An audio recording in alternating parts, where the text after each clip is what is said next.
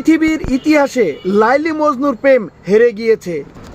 2024 সালে স্বামী ও জামাইয়ের প্রতি ভালোবাসার কতটা আবেগ এটাই দেখিয়েছে।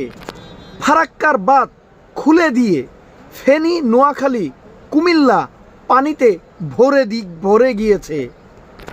ওপারে দাদার প্রতি কতটা ভালোবাসা ছিল, নিজের দেশকে পানি দিয়ে ভরিয়ে দিয়ে মানুষকে ডুবিয়ে মেরে দিয়ে বুঝিয়েছে।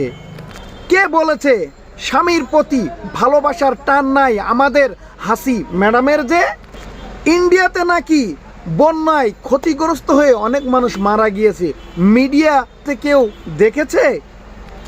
বাংলাদেশে জামাইকে খুশি রাখতে কিভাবে মানুষকে ঘরবাড়ি শেষ করে দিয়েছে এটা সবাই চোখে এখন দেখছে, শুধুমাত্র ওপারের দাদা জামাইকে খুশি রাখতে।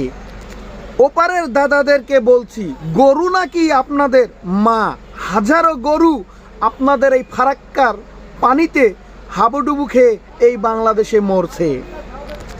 দাদা বাবুরা, আমরা মুসলিমরা বাদ যাই, এদেশে কিন্তু হিন্দু বৌদ্ধরাও কিন্তু আপনাদের এই পানি ছাড়ার কারণে তলিয়ে তলিয়ে ডুবিয়ে মরেছে।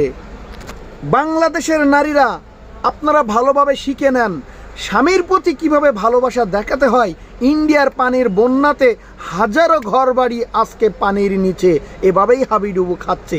স্বামীর প্রতি এটাই ভালোবাসার টানের একটা নমুনার প্রমাণ। যে ওপারের দাদারা আর কত সুতা দিবে, তাই তো ইলিশ এখন নাকি ভালো লাগে না, লাগে আমাদের হাসিনা বুবুকে।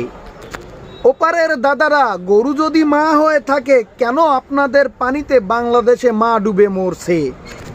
ওপারের দাদারা, আজ হাসিনা সাহেব বাংলাদেশ ছাড়া হয়েছে, একদিন ভারতে থাকতে থাকতে মরবে, সেদিন তোমরা ওকে মাটি না দিয়ে অবশ্যই পোড়াবে।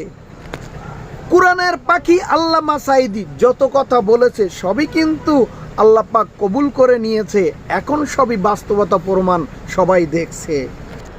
আওয়ামী লীগ ভারতের ছলাকলা দেখতে দেখতে চুল আমার পেকেছে। এই তো আমি হক কথা বলেছি, হয়তো 2 দিন পরে আমাকে রাজাকার বলে ঘোষণা দিবে।